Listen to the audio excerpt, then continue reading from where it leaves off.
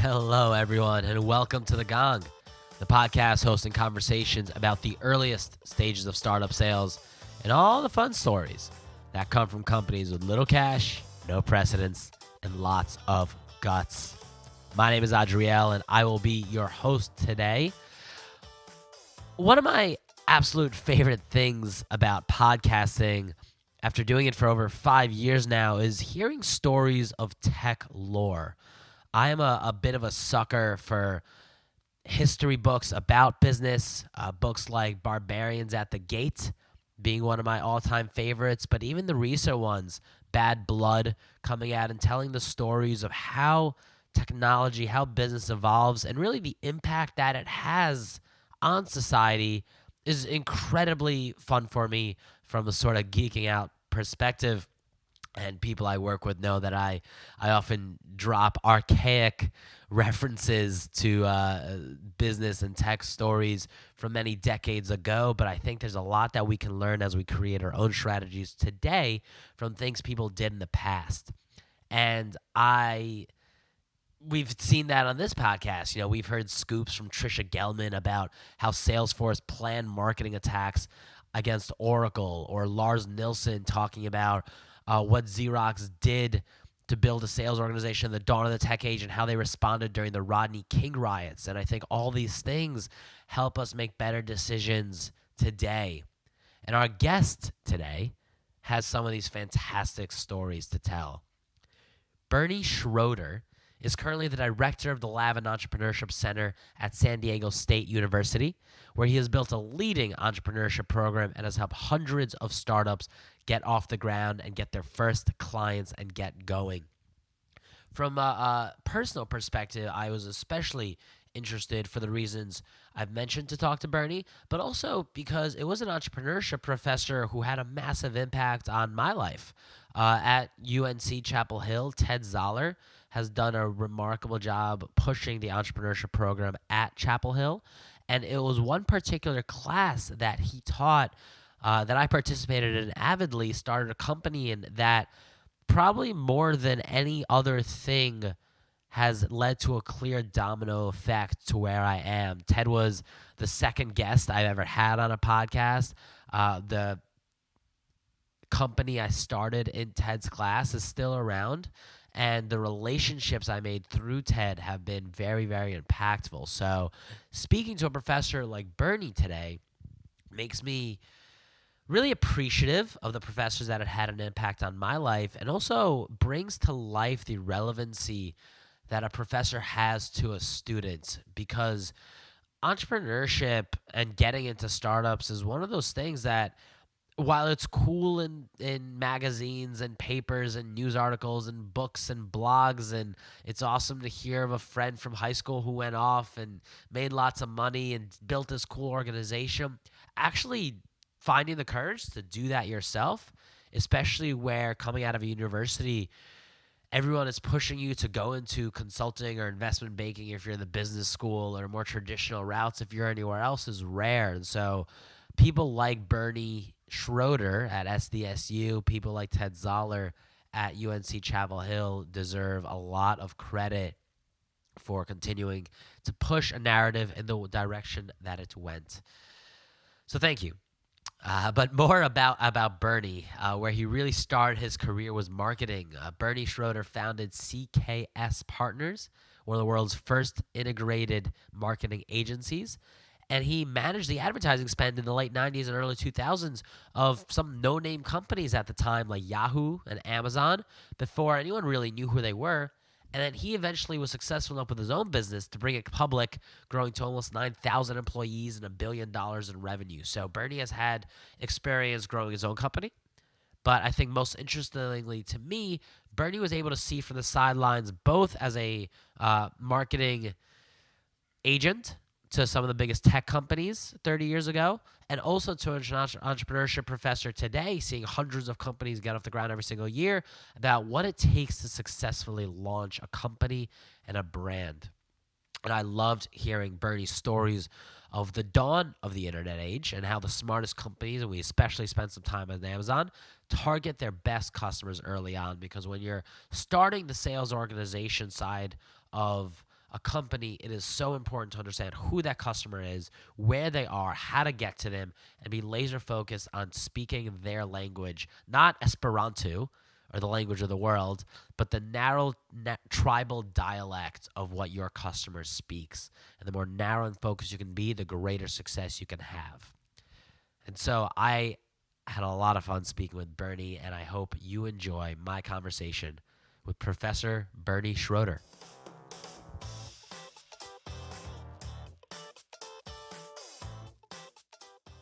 Bernie Schroeder, welcome to the Gong. Hey, thanks for having me.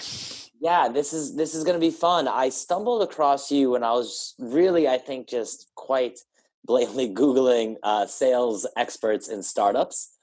Somehow, I guess, through your prolific set of writing, you popped up and I found your website. And through a few emails back and forth, I think I found where I wanted to start together. And it's actually a line that you said in an email. And so I'm just going to read directly from there, where you told me, it's about mindset. The right culture is so very translatable to sales. I am old school when it comes to a business. What matters is not any of the bullshit, but sales in the early days. You can talk metrics and valuation until the cows come home. But what did you sell this month? So I love that. It is right on the nose. So I wanted to see how exactly it is you came about to that way of thinking and talking.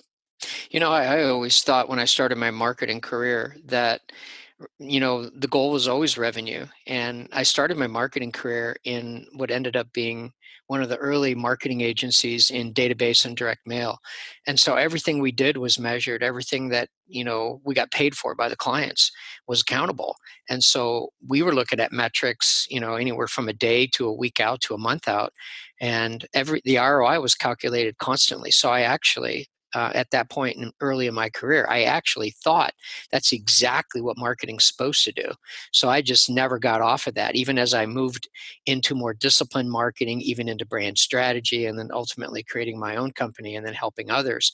I still was a revenue guy from the get-go. And how are you tying when you're doing this marketing? Marketing is sort of sometimes seen as a step before revenue. Marketing's job is to bring hmm leads into sales or just to get the name out. If you talk about more ephemeral things like brand strategy, that seems even further away. How did you tie marketing to revenue in your mind? Well, in the early days when I was doing direct and database, it was extremely verifiable. We dumped direct mail and we got a response, and that response led to revenue. So we knew exactly what we got based on that mailing. I mean, it was just like ice cold. This is exactly what we got. Even when in the early days when I did online marketing for online and offline marketing for Amazon, I mean, Jeff wanted to know what the numbers were every 4 days. And so we, it sounds crazy, but when we did strip ads in the Wall Street Journal, for example, we would study sales on Amazon for the next 24 hours. Sorry, And we could, what's a strip ad? a strip ad for us was something the Wall Street Journal had never done before. We were putting in roughly inch and a half tall ads by 9 inches in the middle of the stock quotes, and never been done before. And so we would run an ad and we would look, and there was nothing else we did in the ecosystem. And then we would measure the response on Amazon sites for sales. Then we would be quiet for 7, 8 days. Then we would drop another strip ad and we would measure in the next 24 hours sales because we hadn't done anything. There was nothing else we were doing. So even in that situation where some people might be like, oh, Jeff, let's create some brand awareness. Jeff didn't want brand awareness. Jeff needed revenue. He needed revenue to justify the millions he got and the millions he was going after. So he wasn't telling his investors, oh, we're going to spend the next year building brand awareness. He was like, we're going to spend the next year going from 3 million to 30 million. What what was the state of Amazon when you started working with them early on? That state was falling down warehouse in Seattle. If you've ever seen the picture of Jeff with a door for a desk, Yeah, famously. okay, so that's the state. It's him. It's him and 9 Unix programmers and no one else. Maybe one office manager. There was no marketing people. There was nobody. We did everything. And who is we? What is the story of how you got involved? So we is my company, CKS Partners, which was an integrated agency that we built around branding in the core and then doing all the integrated marketing. We were tired of different shops doing different work. An advertising shop doing their work, a packaging, a trade show. We decided to build an agency that do everything for a brand, or we would do nothing. And so the way we landed Amazon is I was up in Portland at the time, and I just answered the phone. And Jeff just happened to call us. He's looking for an agency. He'd heard about us in Silicon Valley. He I guess, stumbled across the fact that we were up in Portland, and he just literally called me out of the blue. How did you feel? Did you hear about Amazon at the time? Didn't even know what it was. Matter of fact, I had a very short conversation with him. I answered the phone, and he said, "This is Jeff Bezos. I'm calling from Seattle." And I said, "How can I help you?" And he's like, "I have a small company. I'm trying to get it to grow. I'm looking for an agency. You guys come recommended." And I'm like, "What do you do?" He goes, "I sell books online." And at the time, I'm standing in my office looking out my window at the Barnes and Noble across the street in Portland. And I'm like, "Who gives a shit? You're selling books online. I don't even understand that." I mean, this was the very early days online. We had been helping companies get online, but I hadn't talked to an e-commerce company yet. I didn't even know what e-commerce was, so to speak. So I was very cool and casual. 3-minute conversation, hung up the phone, didn't talk to anybody for most of the day, ran into my creative director later in the day and said, "Oh, I got a crazy call today." And he's like, "What?" And I go, "This guy in Seattle wants us to do work for him." And he's like, "What does he do?" I go, "He sells books online." And my creative director was a pretty young guy. He goes, "Amazon?" And I go, "How do you know about Amazon?" And he goes, "I know about him." And I go, they don't look that interesting. I go, for what they're going to spend and what they're going to do, I'm thinking we don't even go up there, that we just turn it down. And he's like, "Are you crazy?" He goes, "We have to go up there." And, against my better judgment, we went up there. I love that story. I feel like that story encompasses what the mindset of many people in the late 90s and early 2000s was, that the internet was this mystery, this thing that wasn't really understood. And for many people, for many companies, that was the end of their life, right? All your pets.coms and web bands that couldn't convince people that the internet was going to be something that they were going to be using. But Amazon obviously had success in that. What do you Well, think? Go go ahead. ahead. I'm Well, sorry. I shouldn't have interrupted you, but I think the thing that showed me how Jeff was going to be different is when we visited him and he told us what he was planning on doing. And initially it sounded delusional, because we said, "What's beyond this?" And he said, "Do you understand what Walmart does?" And we were like, "Yeah." He goes, "Well, that's what I'm going to do." And we were like thinking, this guy's higher than hell. Um, but then he talked about the infrastructure he was building. He talked about all of the money he was getting. He was building in this back end infrastructure. And when the way he described the infrastructure, I mean, I'd been around a lot of Oracle guys. I'd been around some IBM guys. I'd been around some McKinsey guys. Uh, and he was describing this massive infrastructure that I was like, holy shit, I've never seen anything like this brought to the web. And so that's what made me believe that he probably could take some margin of share in books and then immediately take all early share in online e-commerce, because as far as I could see, there was no competition online. yeah, and so you came in a little incredible credulous, rather. You came a little bit credulous, and then you were able to convert that into understanding for yourself what he was going to be able to do. What do you think you did well, or your agency did well alongside Jeff and his team in the early days to help Amazon get those sales? Because you, who have been around technology for a decade or two at this point, you yourself were a little unbelieving in what Amazon was and you had to be convinced. The general public had never even heard of the internet or what it can do, but yet Amazon needed to get sales. So what do you think it is that you and your agency did well for a semi-unknown company like Amazon on a Yeah. technology that wasn't even understood to allow them to grow through those early pains? I tell you, this is the challenge. And I wrote a previous book called Brands and Bullshit. It's for millennial marketers.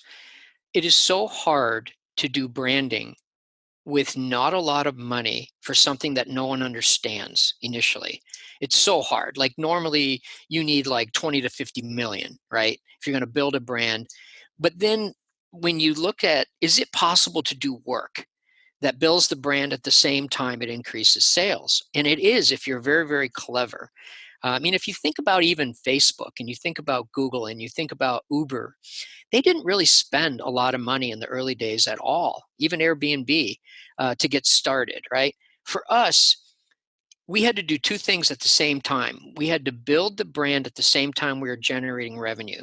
And the way we did it was very, very clever. These strip ads that we did in the Wall Street Journal, the New York Times, the San Francisco Chronicle, um, we used comedy and breath to make them memorable. And so our little strip ads, which you think like, what the hell what can you do in a little ad like that would even amount to anything?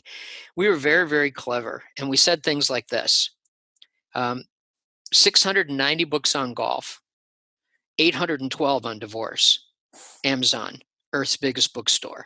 And once we started looking at all the categories they had access to in the books, we started writing these breath juxtaposition comedy lines about everything. And we did two things at the same time. We made people kind of go, Amazon's a bookstore, and they seem pretty effing big, you know? And so who the hell are these guys? And so with just a relatively incredible small amount of space, we actually built the brand and generated sales. I mean, if you say, Bernie, what was your initial goal? It was drive sales. And then the thinking was, like anything, if you get sales, then you're going to get word of mouth. You're going to get early adopters talking to early influencers, talking to early mass. And so, you know, we had about 1 million people we were targeting. It was that small of a list in key cities that we felt were influencers. And rather than say, we have a lot of books, we decided to use humor to showcase the breadth and kind of the dichotomy of, you know, you want to golf, but it could, you know, it could cost you your marriage. And so it was fun. And yet it drove sales. That campaign won awards, and I don't know what for. If I think now, was it for revenue or was it for branding? But it was probably one of the best little campaigns I've ever been part of.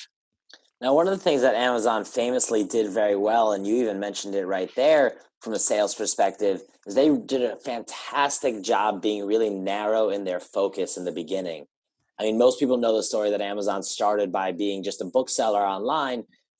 For the first few years, I mean, they went public as purely a bookseller, and then their next category they went after that was something as similar as possible to books, and that was movies and CDs. Same size, same kind of category. So they're saying very, very focused.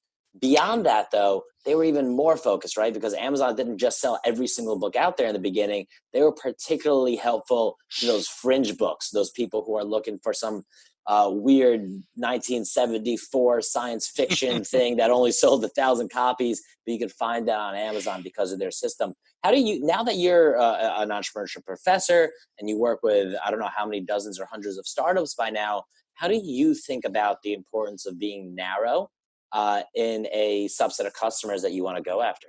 I think it's critical. I mean, when I have a conversation with a startup in San Diego or even a student, I literally say the same thing. Who are your first 1,000 customers? Because you work out in concentric circles. You almost have to tell people to read Tipping Point by Malcolm Gladwell. And I mean, don't go out and get the book. For those of you listening to the podcast, go Google some summary.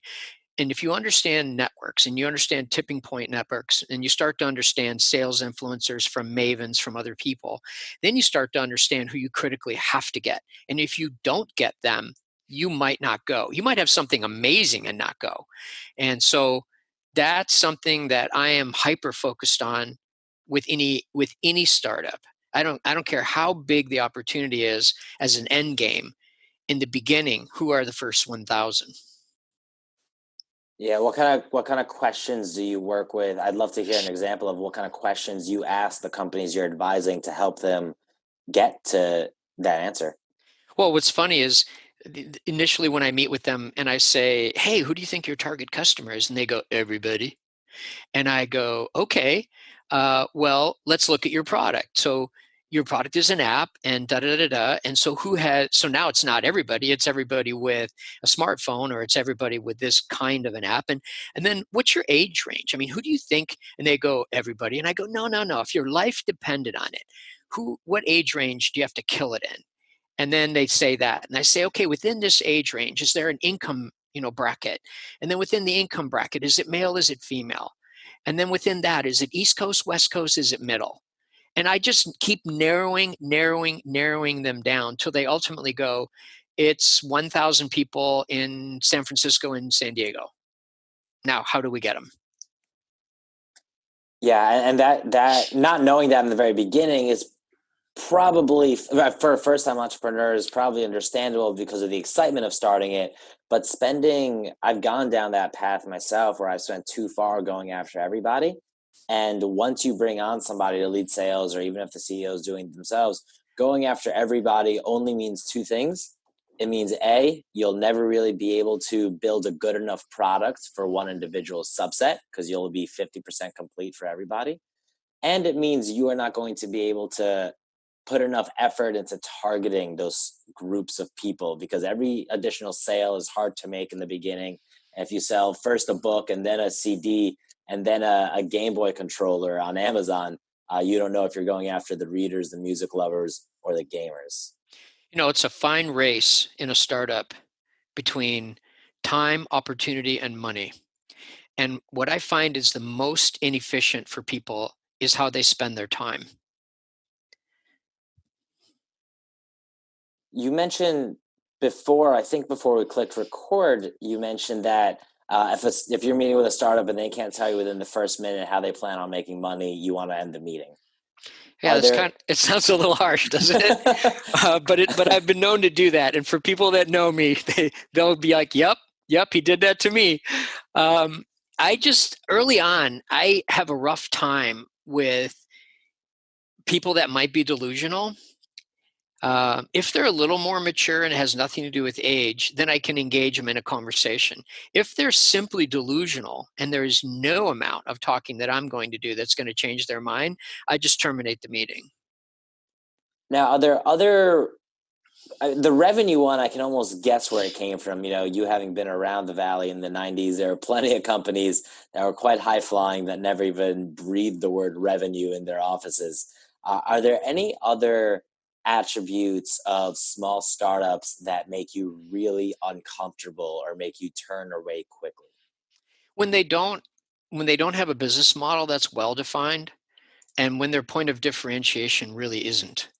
It's one thing to go out, and I say this to them. I go, if you run and you run like hell, you're going to get to 5 or 6 million. And that might be good for what you're trying to do, but you don't have something that will differentiate you enough when the big boys come. And if that's your goal, then go ahead and run. And maybe along the way, you'll find some IP. And it's that kind of a conversation. They can't be delusional and say, hey, I don't need IP and I can run like hell. But the thing that I can't tell either is if they do start running, will they discover IP, along the way as coming out of development or coming out of a partner or whatever. So sometimes I can't tell in the early days if there isn't hardcore IP, but that's kind of what I call light IP. And I don't know that they're not going to trip over kryptonite on the run. So I just look at them and go, might as well start running. And that's my favorite line, even to students here, is if I can't quite tell whether or not they have something incredibly defensible, meaning it's in that gray area, then I just go, RLH, man. And they look at me and they go, RLH? I go, run like hell. And just hope that you trip over something on your run, because it's early and you may not need it to be. You may not need the IP right now to build out, a $1 billion company, because the competitors will come. But hopefully on the journey, you'll discover something that will allow you to be defendable. Like if you look at Ring, for example, there's nothing in Ring that's potentially defensible. I mean, it's a proximity sensor. It's wireless. It's a camera. It's a motion sensor. It's tied to an app. Like, of all that crap, which is good crap, what is IP? Well, I'm sure Ring filed some patents, but based on what you might see when they started, I didn't see any IP. And so sometimes it's good enough. Sometimes it's good enough to get running because you're early. It was good enough for Amazon to buy them for $1 billion after about 5 years. Well, tell me a little more about that, because oftentimes when an entrepreneur or young company is pitching to an investor, the investor's first question is kind of reasonably, how are you going to become $1 billion company? Because if the investor invests in too many cute companies that are, doing $5 million in sales, they're going to run out of money as well, and it's going to be a problem for them. But you're saying that it's okay to not have that answer right away? Yeah. And how long can somebody go without it? So there's entrepreneurs who I've met with who say, yeah, we're going after this market and we're starting niche on purpose. And that's fantastic. That's what you're supposed to do. But how long can you remain niche before at least having a very good plan for going broader? Because some folks are just always going to be serving the rare black beetle enthusiast markets or Yep. something small. It's funny because I was in Silicon Valley for 9 years, right? Pretty much all of the 90s. And got to know the VCs really well, got to know the people at Kleiner and Sequoia and several others. I mean, we took their companies out. I personally did the early marketing and strategy and branding for Yahoo. I did Amazon. One of my partners did eBay. We co-joined on another opportunity and did Travelocity. We did them almost all. We did Netscape. I ended up launching Explorer, and one of my partners did Netscape. It's kind of fascinating. And even it sounds funny, but when I see teams here in San Diego or on the campus, and I got kids running up to me and saying, yeah, all I need is funding and I can go. And I'm like, you don't need any funding. I go, for what you're trying to do, you can break that marketplace with almost no funding, keep eating top ramen, and don't get money early. Get revenue and get customers in the first year and a half. Live out of an igloo. I don't give a shit. You're just going to increase your validation, and you're going to increase your validation. And sure enough, for the students that have believed me, they've gone and done that. They've literally kept their expenses incredibly low. They didn't go for early money. They didn't take early angel. We begged, borrowed, and stole them to customers, especially if it was software. And after a year and a half of them still being on the campus, and basically, students are starving anyway, so starving on a campus is no big deal. The one thing they have that a lot of people don't have is free talent on a college campus.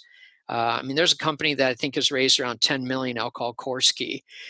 When they started on the campus, they had nothing. It was 2 guys, and they came to me and they were like, we need to do this and this and this to go get funding. I'm like, you don't need any funding. I go, what do you need funding for? If I gave you money right now, what would you do with it? They go, I'd hire coders. And I'm like, hire coders? There's like 900 over in the computer science program. Go offer them some pizza, and get them coding. And sure enough, they did that. And they spent about a year and a half really building out this software to the point where they were able to raise an angel round of 400,000, and then within 6 months raise a small A round of 3, and then just raised another 6. And they were so much better off showing people they had customers, they were starting to produce revenue, all with no money. And it made everything better. Yeah, without a doubt. That's so true. When I one of my bigger failures is a startup called Roamer that we were building, like Airbnb for the outdoors. And we had some customers, we had a tiny bit of traction, but the expectation that we had of money coming to us and the excuses that we made when venture capital did not come our way absolutely sunk us. And the amount I learned from that about putting the time into the sales and the revenues at the early stage, and the hearing your customers, and the making sure de-risking the company for investors when it does come along. That one I think is going to stick with me for a long time. Where on the other side of that, you have 2 good friends of mine. We're in college, and one of them has been on the podcast. Patrick Mateers, the CEO of Seal the Seasons, which takes fruit from farmers that farmers couldn't sell, freezes it, rebrands it, resells it. It's awesome. I love that shit. They spent years without any outside funding, and I remember going to their house to hang out and have a beer, and they were just there putting fruit into bags They just had all our friends over. They got us a case of beer and we put fruit into bags. And now, after millions of dollars in revenue, they are in every major grocery around the country. And that scrappiness, but that simple mission of just make more fruit, put it in more store shelves, that got them to that success later on. For anybody that's listening to this, that's either an entrepreneur or a wantrepreneur, don't think money is going to make or break you. I mean, it's really not. You're most inventive and creative when you don't have any money. I've seen people get 100 million and blow through it like it's water. I've seen people with nothing build $100 million company. Um, and it's not about, well, I'm not good enough without money. Well, then you shouldn't be an entrepreneur, because the best entrepreneurs are just problem solvers, and they're creative in a problem solving way. And so I've always found it's almost like an island mentality. If I put you on an island, you'll figure out a way to survive. And it's a funny thing when people start saying, well, if you just get funding, you'll be fine. So everybody puts that into their mindset. I actually tell students they should never go for funding. And if they can build a company without funding, that's awesome. Then they own all the equity. Yeah, funding is not the goal. The goal is giving customers great products. There's actually a line I liked in your new book. You wrote this recently. You wrote a new book called Startup Culture Mindset. And in there, you quote Yvon Chouinard, the CEO of Patagonia. And he's got this line that you write in there that says, at Patagonia, making a profit is not the goal, because the Zen master would say profits happen when you do everything else right. Similar thing with funding, where the funding comes if you can show that you have everything else right, you have customers in place. But how do you think about the effect that everything else, in quotes, has on profit, on sales, on ability to sell to investors? I know a lot of people might hear that quote and go, well, that's freaking Patagonia. Well, Patagonia started with just a couple guys selling mountain gear, out of the truck. So when I hear that quote, I picture him in 1955 or 58 starting Patagonia and saying, I want to build better mountain gear, and I want to do it in a way where I don't harm the planet. So I want to reuse things. I want to get maybe rope from a certain part of the world. I want to do this. I want to do that. And it's this thing where you have a purposeful culture. I mean, for any listener out there who's never going to go to Patagonia, okay, and they're in Ventura, you have to understand what it's like to be an employee of Patagonia. They don't hire anyone. I mean, 95% of their employees are referrals. When people get hired there, they tend to stay. And the reason is they honestly believe in the founder and the mission. They honestly believe that they can make great product that's actually quite expensive, right? And not harm the planet. They actually, if you have any Patagonia gear and you stop in at a store, they don't care if you bought it 40 years ago, they'll fix it. They'd rather fix it than see you throw it away, right? And so that mantra is deep. So I believe that not everyone has to be Patagonia, but you better have a mission. You better understand exactly what your mission is. I remember when Salesforce started, and I think one of our partners did the early marketing for Salesforce, early marketing and branding.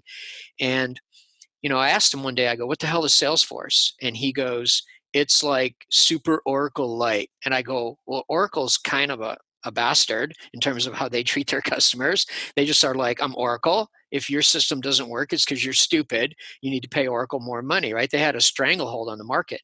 So I said, well, who's their customers? And he said, oh, it's just small companies. And I go, that's awesome. Small companies, that won't get the time of day from Oracle or anybody else, and blah, blah, blah, blah, blah. And that they just stayed on that. And so they only recruited people to Salesforce in the early days that believed in that mission. So all the people that were like, you are never going to be as big as Oracle, we don't want you. You are never going to be as good as Oracle, we don't want you.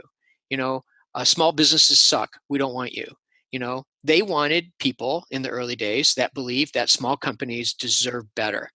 And I think one of the reasons they've actually grown as rapidly as they've grown is because they did such a great job of having people believe in that mission. Because at the end of the day, Salesforce is just an adequate product. It's nothing intensely insane. It's an adequate product priced reasonably well, pushed by a lot of people that say, we can help your small business. Yeah, it's funny that you bring that up. Actually, just a few episodes ago, we had Trisha Gelman, who's the former chief marketing officer of Salesforce, on the podcast. And she was telling stories about the same thing, that the thing Salesforce did incredibly well was talk about the death of software. They made it their mission. They made it their pledge and their credo to kill software, because Oracle was on software and Salesforce was in the cloud. And she talked about how her and her colleagues gathered in front of an Oracle conference with picket signs, and they had a rebellion, a revolt for the death of software. It's almost like a Braveheart scenario, isn't it? It was so Braveheart. It was so Braveheart. Mel Gibson would have been very proud.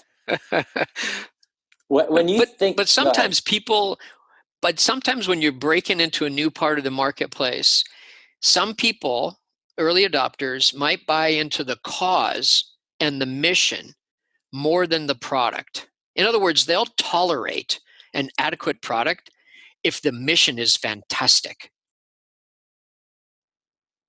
Can you talk more about how to find that mission?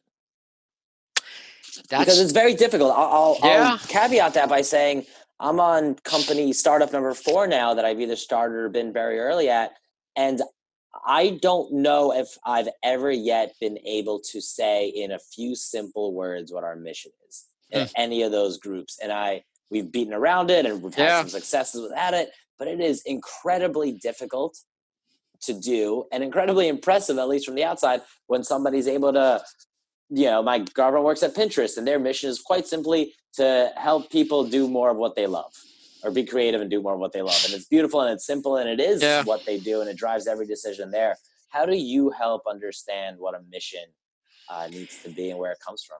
It's a tough thing for each company. I mean, I remember sitting down with John Wilson from Stance Socks, and John had been at Reef, and he was like, I'm leaving Reef. And I go, where are you going? He goes, I'm going to this company called Stance. And I go, what is that? He goes, we're going to make socks. And I thought he said something else. So I said, you're going to make what? And he goes, we're going to make socks. And I go, socks? I go, who gives a shit about socks? And he goes, amazingly, a lot of people do. I mean, most socks are shit. He goes, they're designed for shit. They're sold for shit. He goes, what we're going to do is we're going to go on a mission that initially is going to do socks, and then we're going to do other clothes. But we're going to take thread, and we're going to make thread amazing. And I think their branding is Stance, the uncommon thread. And they were like, everything we build is going to have a purpose to what we build it. So if we build a sock for runners, it's going to have a certain way it's designed for runners. Socks for this, socks for that. And ultimately they built socks for the NBA and Major League Baseball and whatnot. But they use that whole positioning as a mission to have employees join them and go, look, we're not going to be a clothing company. We're not going to be we're going to revolutionize the way people think about how they perform. It was almost Nike-esque, right? And initially I was like, it's just a sock, right? And they built it into, I mean, they're going to hit $1 billion in revenue. And by getting people to believe that they've designed better things around the use of better threads, smarter threads, whatever that means. When he first said it to me, I just was like, that can't possibly be your mission, right? But it ended up being their mission, and they thought about it quite hard. They spent 4 months talking about culture once they decided what they were going to do. And I was amazed that they spent 4 months talking about culture, and it was all because they needed to figure out how to bring the right people on, that they'd all been at companies where the wrong people had been brought on and it held the company back. And almost in a Braveheart type sense, they wanted to get really, really good at bringing the right people on because they knew they were going to grow rapidly, and that they could not make mistakes in their hiring decisions. And that meant they had to identify people against a set of values, the culture and the mission. And that's what they use to separate people. And still today, they probably have 500-600 employees. There's 5 partners. You cannot hire on at Stance until you've completed a culture interview with a partner. And what do you think from a culture perspective? I want to bring this back into sales as we wrap up here, but from a culture perspective, either when they're doing interviews, in your experience, hiring or working with the many people you've worked with who lead sales and organizations, what kind of questions, what kind of process do you go through when looking at somebody to lead sales for your culture and your company? If it's someone that I'm not promoting from within, that gets really tricky because they haven't been there, they haven't seen the culture, they haven't tasted the culture. It's almost like you're Braveheart and your cousin says to you, "Hey, I have this friend. He's not Scottish, he's from Ireland, but he wants to fight." And you're like, uh-oh, is this guy going to come in? Is he going to be right, he or she? Is he going to upset the tribe? Is he going to upset the mission? So I would say the due diligence that you have to do on someone from outside the company is at a higher level than someone who's inside the company. And you've already been able to measure their cultural skills. Now for them, it's a question of skill set. Do they have the skill set to lead sales, right? Or can they be trained up? When someone comes in from the outside, it's not the skills. You can see that they acquired the skills somewhere else. It's going to be the culture. Well, listen, Bernie, I want to go on for about 3 more hours with you, but I think I get kicked off after a certain point. Let me switch over here to a few rapid fire questions, some of which are on the topic and some of which are totally off. You ready for them? Yep. Are there any sales or startup or marketing books that have been particularly helpful to you besides your own, I think? The best book I've ever read on sales is Spin Selling by Neil Rackham. It completely changed the way I thought about sales. Yeah, love it. What do you think of the Tesla Cybertruck? I think it's awesome. Would you get one? I don't know if I would get one. I'm not a truck guy, but I think you got to send messages to the marketplace that says it ain't the same old show anymore. And I don't give a shit what you think of the truck. I'm going to roll right over yours. So F you. And whether or not he ever ends up building that, he just sends a message to every other truck manufacturer in the world. Yeah, go Elon. What is the sale you are most proud of landing? That's an interesting question. I think, man, I've landed a lot of accounts. I'm trying to think of maybe something I never was supposed to have a shot at and got. I remember one time I flew out from New York to Silicon Valley to answer a question that I could have answered in email or phone. And the way the question was asked to me, I was like, holy shit, like they're seriously considering our agency for this business. But if I just answer the question via email or phone, it's such a simple question. Like they won't get the power of how we could actually do this.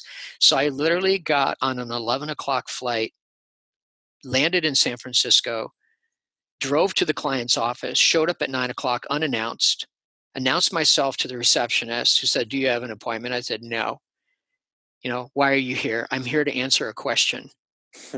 And the director of marketing for that company came out to the lobby and said, "I can't believe you're here. Like, we just needed the question answered." And I go, "I wanted to show you my level of commitment to answering your question."